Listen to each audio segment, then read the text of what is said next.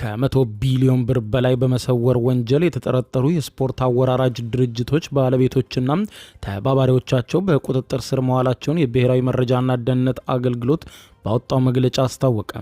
መስሪያ ቤቱ በቤቲንግ የስፖርት አወራራጅ ድርጅቶችና ፊንቴክ ወይም አግሪጌተር በሚባሉ የገንዘብ ክፍያ ስርዓት አቅራቢ ተባባሪ ተቋማት ዙሪያ ጥናትና ክትትል ሲከናወን መቆየቱን አመልክቷል።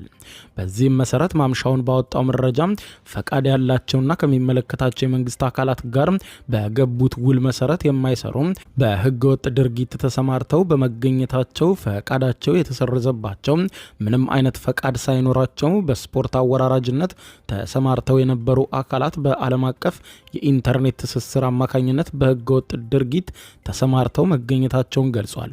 ከፋይናንስ ደህንነት አገልግሎት፣ ከኢትዮጵያ ፌዴራል ፖሊስ፣ ለአዲስ አበባና ከድሬዳዋ ከተማ አስተዳደር የጸጥታ አካላት እንዲሁም በህብረተሰቡ ትብብር 24 ተጠርጣሪዎች እስካሁን በቁጥጥር ስር መዋላቸውን ገልጿል።